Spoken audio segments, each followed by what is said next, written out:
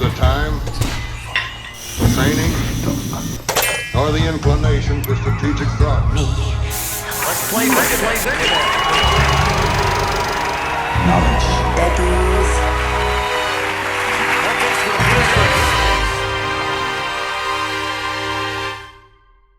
Welcome to the knowledge. Well, shout out to all of our fans, the knowledge babies. Out here getting.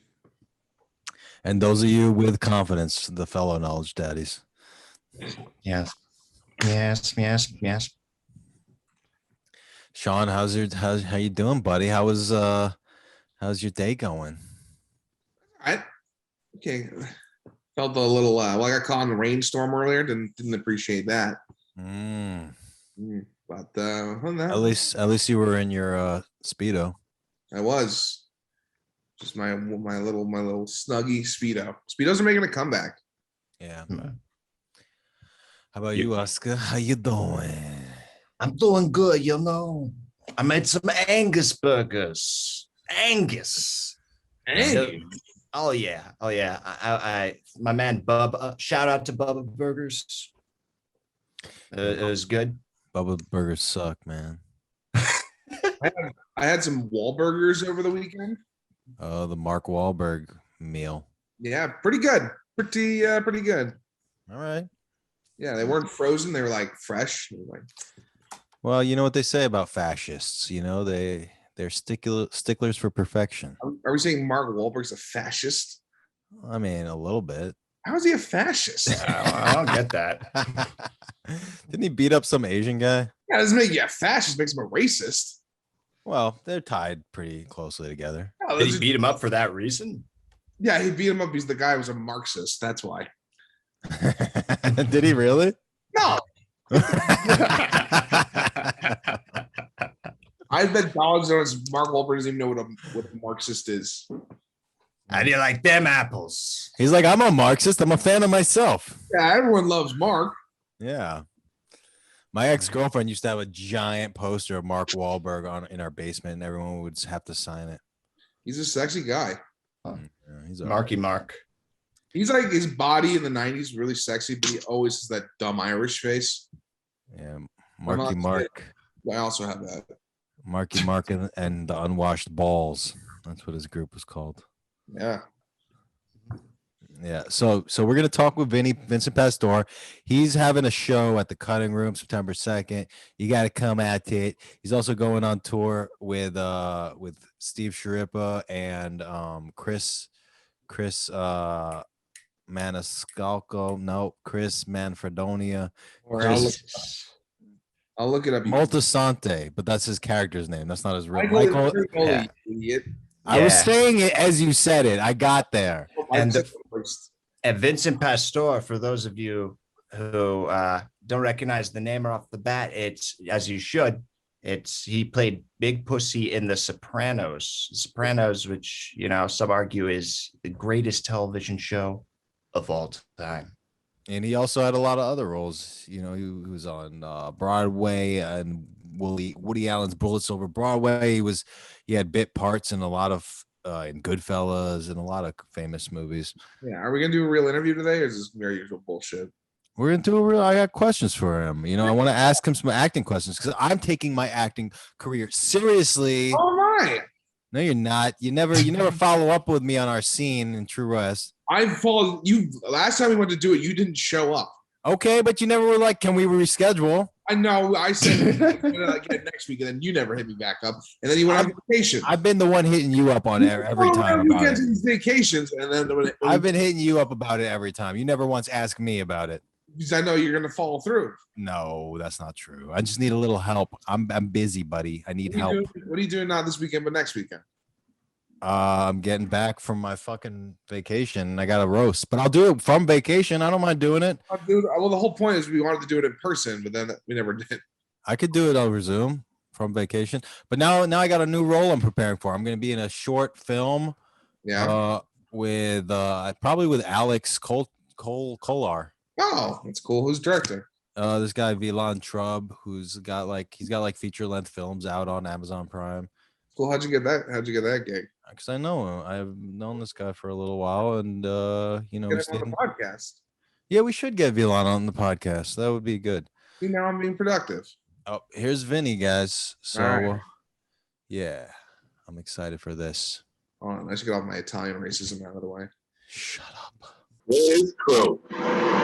Well, we introed you. You know, we told them all about September 2nd. We told them about all your storied history, acting, and The Sopranos, of course. But yeah, Vinny, we know you've been teaching at HB Studio a lot over Zoom, and I want to ask you, like, when did you start teaching? Did I start teaching acting?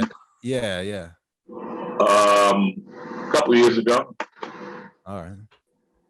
Yeah, what happened is I was doing a play with David Deblinger and David Paval, and David is with HB. He said, "Why don't you come down to HB and give a lecture?" And I gave a lecture, and then they asked me to do a workshop. And now I've been like just doing workshops. I do you know what my workshops are, Andrew, because you zoom in.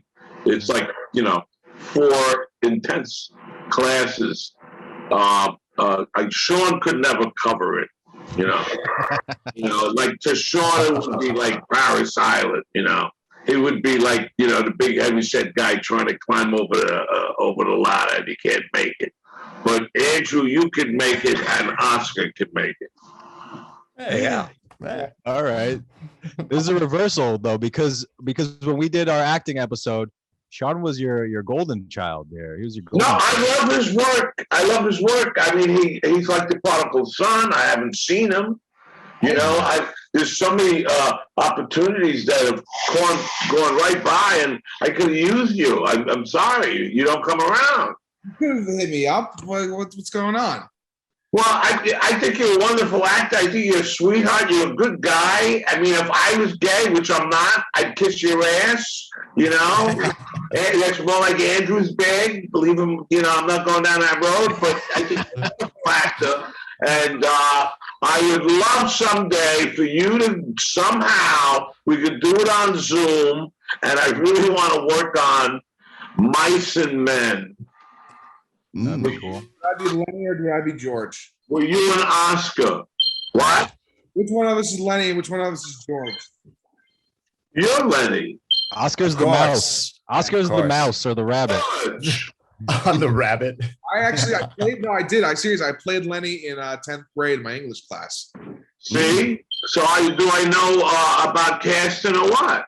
No, I agree. It doesn't have to be a class. We could just do something, fool around one night on Zoom. Because I've been getting pretty good with Zoom. I got, I Zoom in people like from Cairo and Pakistan. And they they audition for the school and they join my class. I had this kid from Pakistan. He was pretty good, Ravi. So, I consider myself like an international teacher now.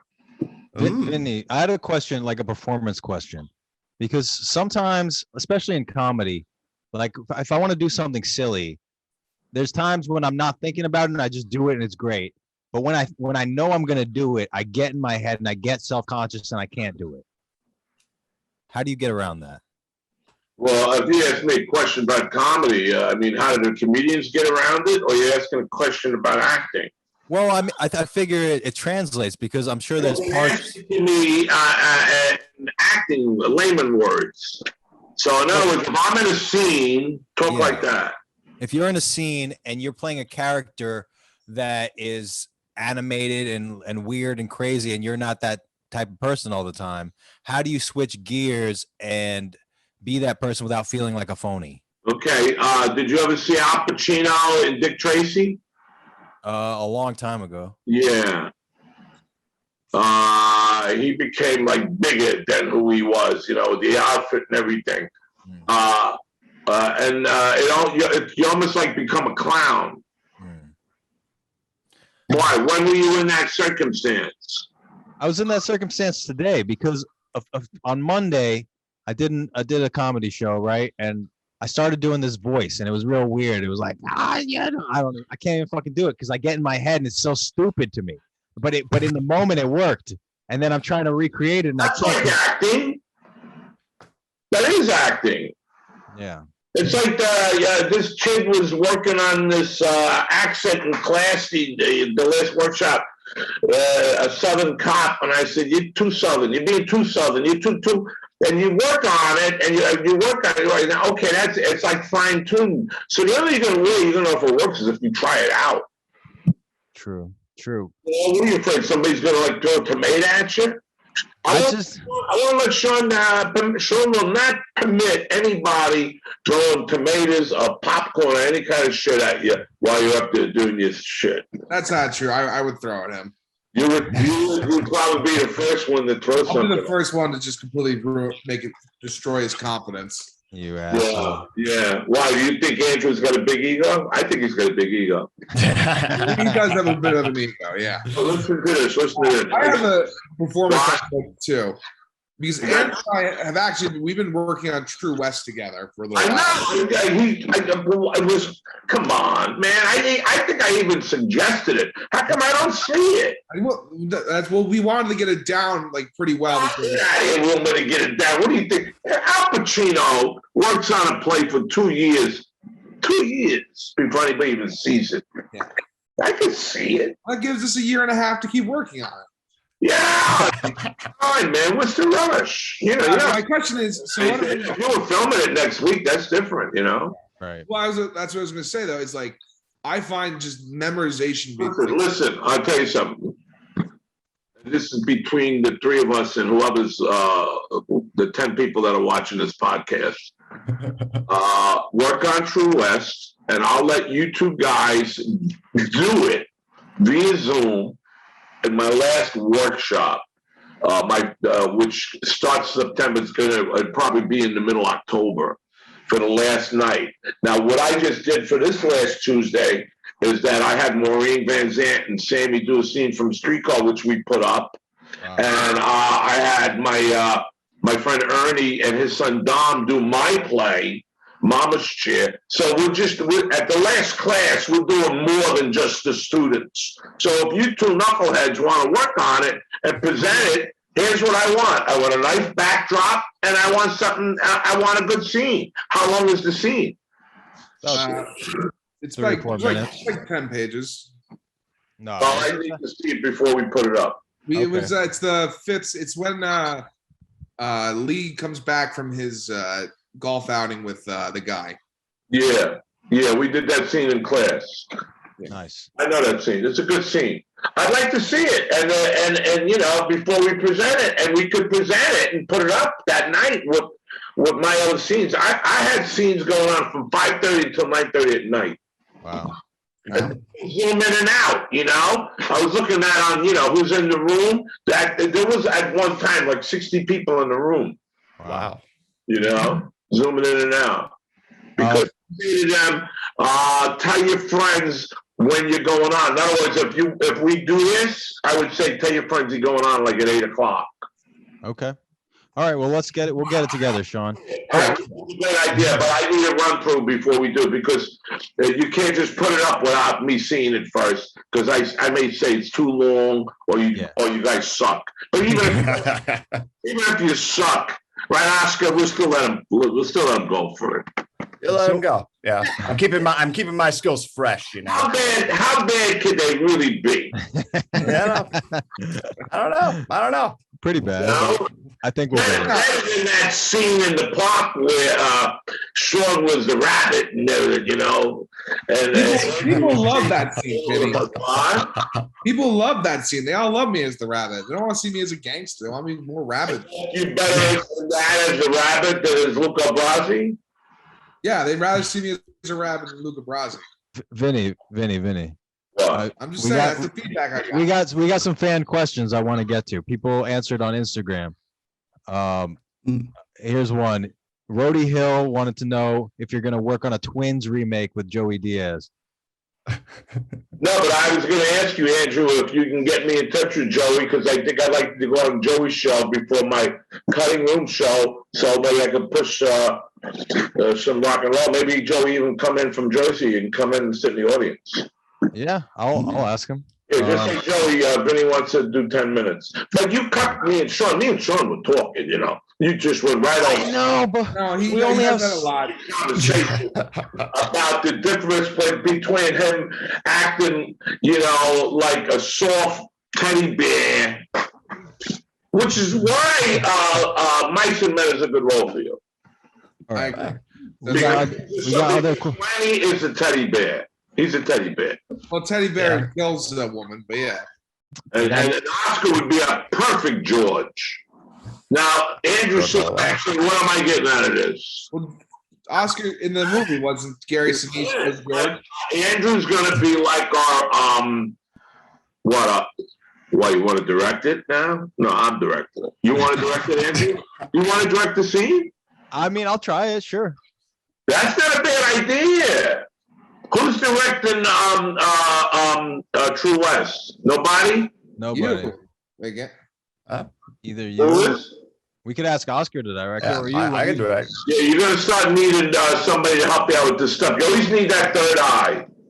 You can't direct yourself. You can't. I don't care what they say. How are you going to direct yourself? And if Andrew says to Sean, I think we should do it this way, Sean can say, who are you, the director? And that's how fights start, right, Sean? Who are you, the We director? had that fight, yeah. Right? And Andrew's going to say, well, I guess I am. And then Sean's going to say, well, who said that you could be the director? Tell me that's not how a fight starts. No, it is that fight between Andrew. All right, Vinny, I want to get to these questions because you got some fans who asked some questions. Your Lord and Savior, he asked, how did working with the cast of The Sopranos impact your acting skills? Working with The Sopranos impact my acting skills. Working with Jimmy, James Gandolfini, really changed my acting skills a lot because I kind of didn't know what I was doing. There was a lot of us that didn't know what we were doing. Little Steven, he didn't know what he was doing. Sirico never knew what he was doing. And Jimmy really helped us. And also Michael Imperioli. Those are two guys who guided us. They didn't tell us how to act. But Michael was writing, and he was writing for us. And Jimmy was always saying to David, Vinny needs another take. So he was like directing us. He didn't say, David, can Vinny have another take? He would say, Vinny needs another take. And that's, I don't know if I just answered your question, but. No, that makes sense. Did I answer this question, Oscar? I believe so. Yeah, I remember watching the scene where it's just a spoiler alert where you get whacked on the boat at the end, and it's thinking of how amazing, how like natural, everyone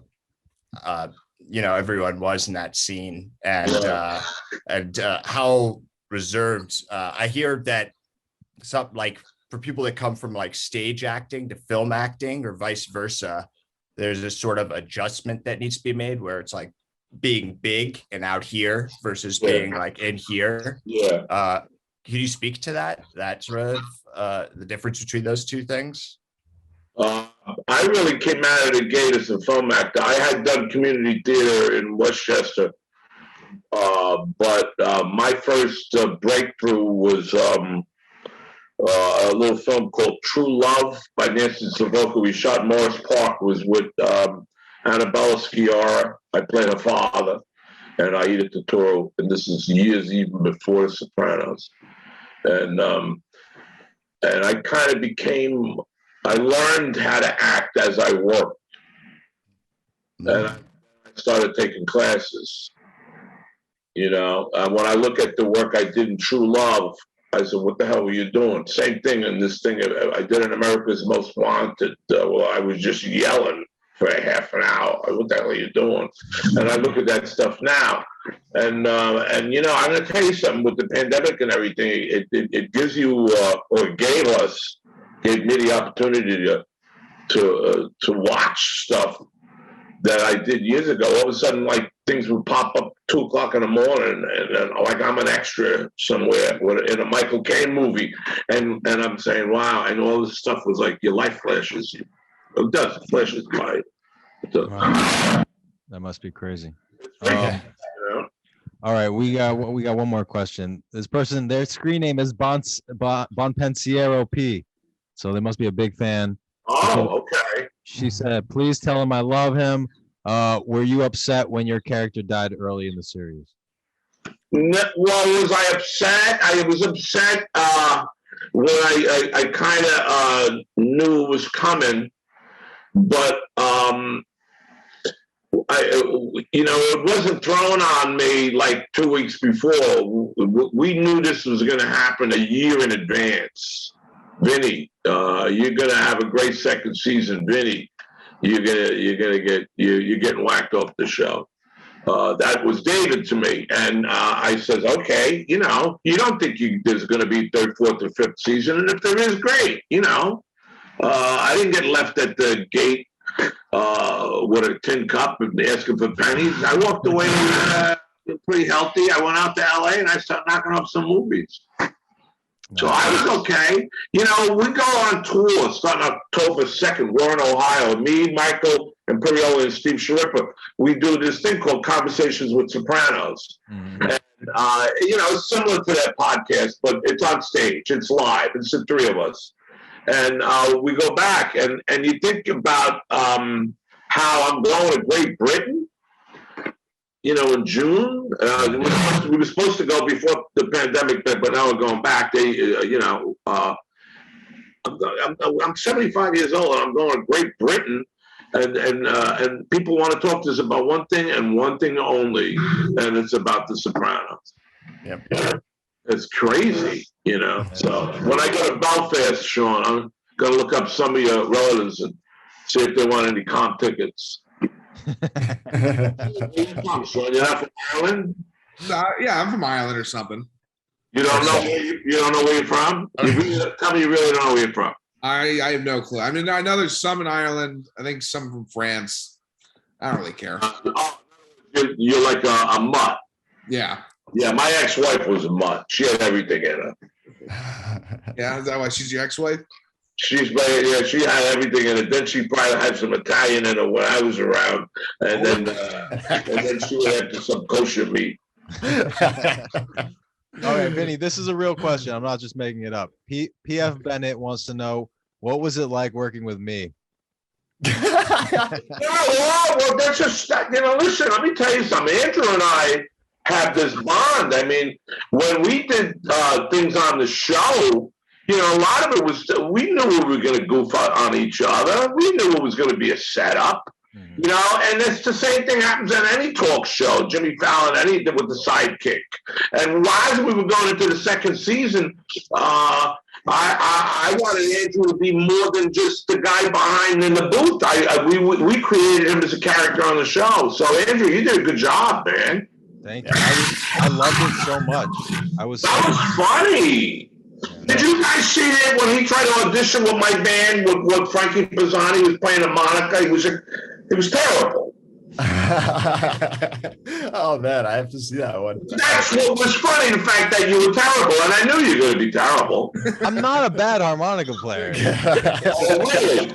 Oh, really? Yeah. Well, I'm going to be doing a duet with Killer Joe at the cutting room.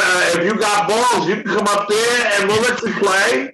All right, I'll do it. The song is Sweet Home Chicago, and then it goes right into Kansas City. You know that song, Key of C, because Killer bought me a harmonica for my birthday. So you got competition. He's only got a harmonica in G. I know you blow better than I do.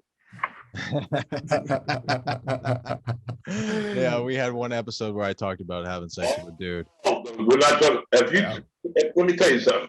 If you can't bring up that subject right now.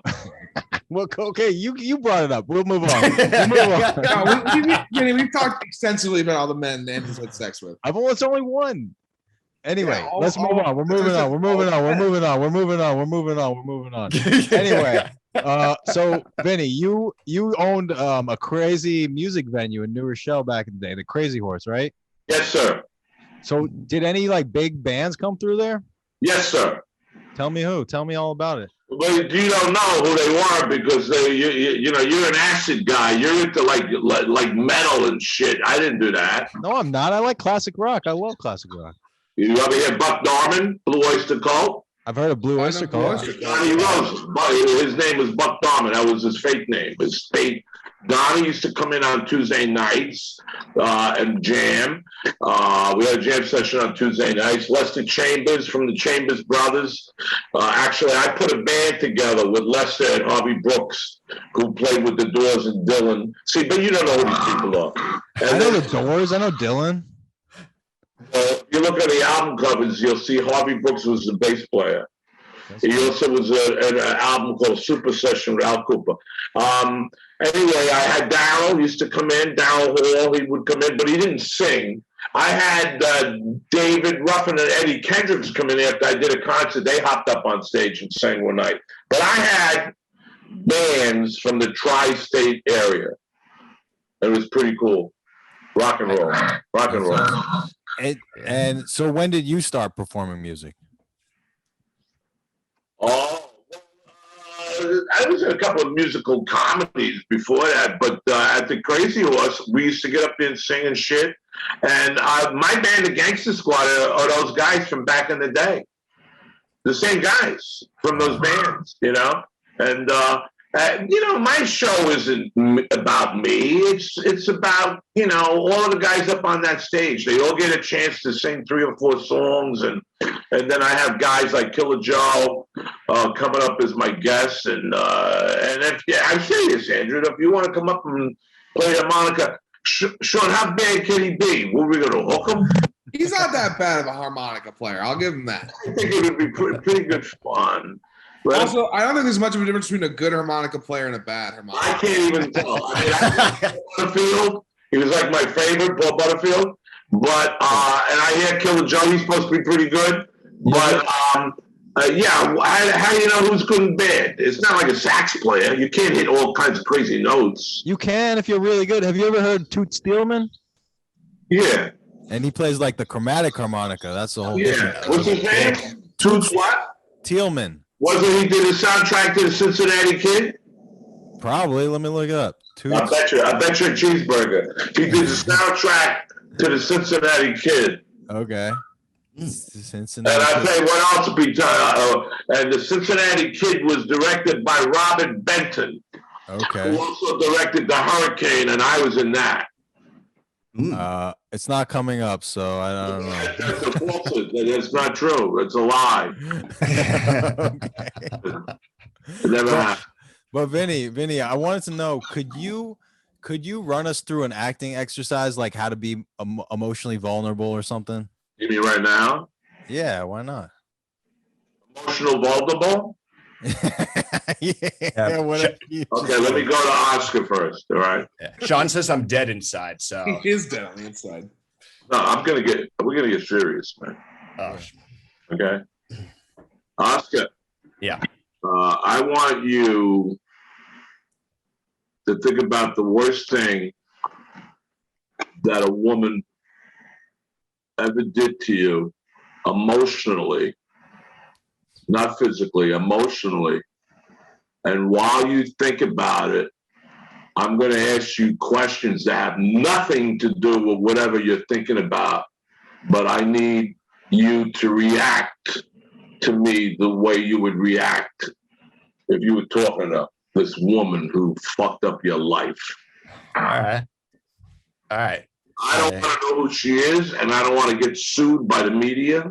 You know, like I don't want to end up like Cuomo that we brought up this bitch name, but she's in your. She's famous, so yeah, I'll keep it out. Between you and I and the audience, the bitch. So think about the bitch. Okay. Talk to you, and she's going to be what you call Sean substitution. You ready? Okay. So did you see her today? No, I didn't see her today Why not? because I don't want to see her. I don't want to see her right now.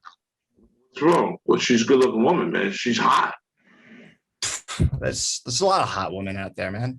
Whoa, wait a second, man. The other night you came over the house. You said you met this very beautiful Latino girl down in the village, and you said you loved her, you want to marry her. Now you don't have nothing to do with her. What'd she do? Look, she went behind my back and she was fooling around. Whoa.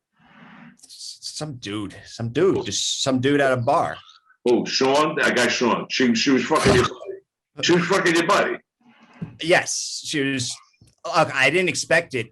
Like Sean, out of anyone. How do you know that this bitch fucked Sean? I just see it on his goddamn smug face. You could see like he's walking on sunshine. Oh, wait a second. She didn't tell you this? You just think that Sean did this to your girlfriend? I could smell this guy. I don't think Sean's made that way. Let's bring Sean in on this conversation. Sean, how are you, Sean? Good, Vinny. How you doing? Well, let me ask you something. You ever see Raging Bull? Of course, I've seen Raging Bull. Did you fuck Oscar's girlfriend? I didn't fuck Oscar. Did you fuck Oscar's girlfriend? I didn't fuck Oscar's girlfriend. Fuck his girlfriend. I didn't fuck his girlfriend. Liar. He said, what did you say, Oscar? I could smell it. I could smell him on her. Everyone can smell your wife, your girlfriend. He smells. What do you like, Andrew? How do you know how he smells? You could smell him from the other room, man. I can smell her on him. No, she What? I don't know. It could be in my head. It could be in my head. Okay. All right, we forgive you. Listen.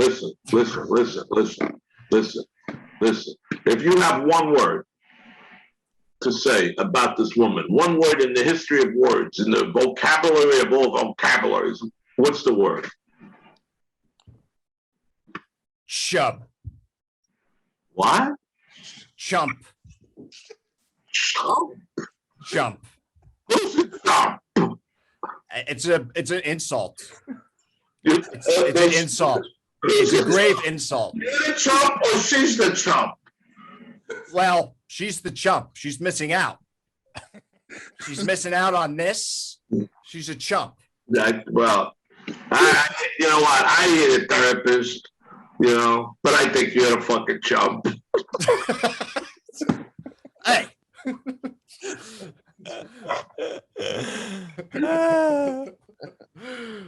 Oh man. So wait, he was supposed to be thinking. How do you feel about that exercise, Oscar? I like it. Substitution. Yeah, you were thinking about somebody else. I don't want to know. Andrew doesn't want to know, and Sean don't want to know. That's it. Listen. Did you ever see The Sopranos where I was sitting on the toilet bowl and was crying? Yeah. Because I didn't want to rat on Tony. And they kept saying, where's pussy? And I was in the bathroom crying. They're waiting to take a picture. We shot one take. I wasn't thinking about the fact that I had hemorrhoids. I was thinking about something pretty heavy, man, Yeah. And I was on boom. And then David didn't have to know. You don't have to know. I ain't telling Sean. Yeah, Right. Nah. Oh, it's called substitution. Another word for it is called emotional recall. And it works. In other words, let's say you're doing something on stage and you got to do the same thing every night, 7 days a week. Well, you have you may not be able to do the way you did it the night before. So you drive into something else to make it fresh again. Like if you got to come out and I got to look at Andrew and he's the villain, right? But he's a sweetheart. But on stage, he's the villain. And I want to kill him. I want to fucking take out a gun and shoot him in the fucking head, right in the middle. So I got to come out and think that Andrew is not Andrew. Andrew is somebody who I really want to shoot in the middle of the fucking head. What if you're me, though, and Andrew is the person I want to shoot in the head? Well, dude, that's not acting. That's called reality, man, if you really want to shoot him. All right. Wow. That's good casting. What? That's good casting. Yeah, I was gonna say, would that work though as an actor if you like say two actors really did hate each other, but like in the scene the characters also hate each other? There are movies that have been done where two actors really did hate each other, and if you hear about it and think about it and then watch it, you can say, you know what? Fucking Rod Steiger, backseat of On the Waterfront with Marlon Brando. When they cut the Rod's close up, fucking Brando said, I gotta go see my shrink. So Rod did it to the stand-in. And it was a true story, and I was in the elevator with him one night, and we were doing a movie called Men of Respect downtown, and I was told to watch him and make sure he gets to his car. I mean, I wasn't a driver, I was an actor, but I wanted to be with Rod Steiger. Oh, yeah, I'll take him. So I said to him in the elevator, so what was it like working with Brando? He said, that son of a bitch, he left me to go see his shrink. I had to do my close-ups with a stand-in. Wow. Damn. Yeah. Before we leave, can I try one? A substitution? But I'd like to see you work, because I'm burnt out, man. This podcast put a lot of energy into me. I'd like you to do it with Sean. Okay. All right. So Sean, you guys come up with what's the scenario, Andrew? I'm gonna try to get angry because I have trouble getting angry. So then why don't you be a patient in a mental institution? Okay. And Sean is like Cuckoo's Nest, and Sean is the orderly in a big white fucking outfit. Yeah. And, he wants you to get back into the fucking cage. Okay. All right. And you're in the day room, like Brad Dourif, Cuckoo's Nest. You're in the day room. You know what Brad Dourif is? He was in Cuckoo's Nest, got the Academy Award. Is he the Native American fella? No, he was Billy Babbitt. Oh. That's Brad. And I met Brad. He lives in Woodstock. He's still around. He's a good actor. So anyway, it's like Cuckoo's Nest. You're in the day room. And Sean is the orderly. Is he the orderly? And you want him to get back into the fucking cage. Action. All right, Andrew, it's time to get back into your room. I'm not going back in there. I'm not going back. It's time to go back in your room. I told you I'm not going back here. Go back into your room. Get the fuck away from me. No, come on. Enough's enough. No, man. I can't do this. I gave you an extra 5 minutes. It's time to go back into your room. Fuck you. Fuck you. I've had enough. Get in your room now. All right, I gotta stop. They're gonna call the police. I don't want to upset my neighbors. I don't know why you were yelling. God. And scene. Yeah. Why don't you do it without cursing? Okay, why don't you do it this way? Whoa, why don't you play it without screaming, and the scream is internal, like you want to scream, but you can't scream because there's your neighbors in real life, but because if you scream in the cell, they're gonna put you in a fucking padded fucking cell. Oscar, I'm glad you went dark. You were smart enough to realize, let's get these guys, we're just getting serious here now. Oh, yeah. And I'll go dark, and let's let these guys do it again.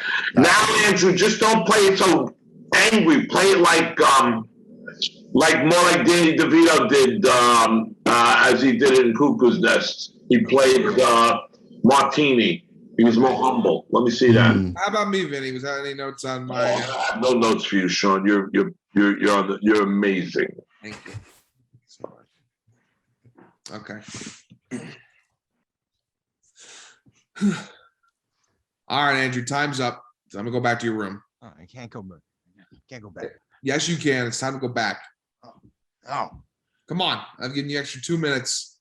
Time to go back to your room. Not going back in there. You can go on your own, or I can get the cuffs. I can't go back in there. It doesn't feel right. Yes, you can. It's time to go back. Enough. There's something gonna hurt me. It's gonna hurt me. I can't. I don't care if it hurts. It's time to go back into your room. I can't do it. No. That's it. You've told me this every single day. Go into your room now. I can't do it. Yes, you can. You're going into your room one way or another. No, there's no way. You can't touch me. I'll fucking kill you if you touch me. Get over here now. Enough of this nonsense. Now get into your room, or I will go get all the other orderlies and we will drag you by your feet. Fuck.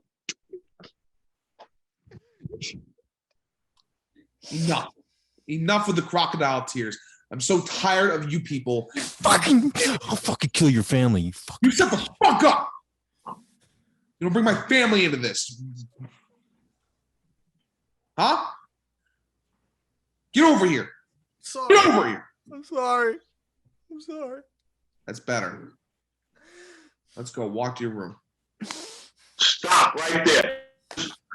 That was amazing, Andrew. That was amazing, Sean. Yeah, that was good. Tell him. That was really good. That was really good. Viral. You want to become famous? That was amazing, Andrew. Yeah. Oh, thanks. Thank you. That was embarrassing. No, it was really good.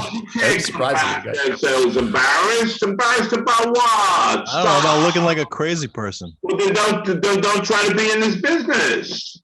No, I mean, yeah. You know, you're good at it. You're tossed between. You don't know if you want an egg salad sandwich or a hot dog. I wanted both. I want it all. You all know? right. No, It was good work, man. it felt good. Thank you, Vin. Thank you. Good, Sean. How'd you feel? I felt good. I was able to tap into some natural, just like done with this behavior attitude. I want to get the job done. Yeah. Easy to just kind of snap at him. What animal were you working on? Me, I was thinking just going like classic grizzly bear, where the grizzly bear doesn't want to get angry, but when it does, it comes out. Oh yeah. I just saw something about that. Oh, Legend of the Fall at the end, and he fights the bear. I could watch that movie all the time. Listen, I don't know how long you guys want me on your podcast. I think it was amazing. I mean, I love doing this. Look at me, man. I got a cool backdrop. Yeah, what is that backdrop? It's a record store. I think the one down in the village. And because we've been doing that with the class, I mean, the backdrops really make the scene work. We're doing some backdrops in black and white and everything. So, and Sean and Oscar, when we go into my next workshop, I want you to come in. Andrew does it on Tuesday nights. He comes in. You don't talk. You know, you don't ask nobody no questions. Not that, I'm trying to say I don't want you to talk, but you're not supposed to talk. And you watch the students work, And then in the last class, sometimes we ask people, how do you feel about blah, blah, blah. But it's better to just observe. Well, Andrew says the invite too, so we can get on this. He likes spending time with you and not telling us about it. No. No, I would love to sit in. Why, Andrew doesn't tell you he comes to class, free acting classes? He doesn't say, Vinny doesn't charge. Everyone's told me about this. It wasn't on purpose. It wasn't intentional. Yeah. I'm happy. Yeah, I hope you guys come. And Vinny, I just want to thank you for coming on the podcast and for being just so generous of a teacher in general. It really has meant a lot to me. You want to know what's weird, Andrew, about all this stuff? Because you and I worked for a couple of years on the podcast. We're trying to get, and I don't care, I'll bring his name up. We're trying to get, what's his name? Sebastian Maniscalco. Trying to get him on the show. And, he had this, I don't know, he didn't want to do it. And Johnny was getting mad. I just did a movie with him. Oh, you did? Yeah. Oh, wow. The movie about Casablanca Records. He plays the Donna Summer's agent. Oh. He's a real guy, the guy who discovers Donna Summer. His name is Goff, G-O-F somebody. He did the music to Midnight Express also. But, I'm just saying, you never know, man. You never know. And I'm going to tell you something. I broke your balls and everything on the podcast about Tommy. Tommy hooks me up now. I know. I see. Hey, Tommy and I bonded again, and it's because of the podcast. We both had the same birthday and everything, and he said, "Let's go eat and everything." So I'm glad. So that was pretty cool with Tommy. And but I never heard from Halle Berry. I don't know what you said. I know she got a man. Big, nice bronze motherfucker. Bro. You know, I know all that shit, and I just looking for little sugar candy. That's all I want. Okay, Vinny, we should have ended a minute ago. All right, you always gotta cut that part out. Allie, I just want to lick her belly button. Okay. Well, Well, that's the anyway, promo for this week. Vinny, go It's an see. honor. Yeah, and everyone go to the cutting room September 2nd. Sign up. You can learn also from Vinny how to act. You can do it. Go through to HB Acting Studio and you can sign up. And then also check him out. He's going to be on tour with The Sopranos with Michael Imperioli and Steve Sciarippa. So coming to a city near you. Yeah, well, we're going to be at Warren, Ohio, Mesa, Arizona, All right. Staten Island, Atlantic City, Nice. Belfast, Dublin, Waterloo, Winnipeg, Hell yeah.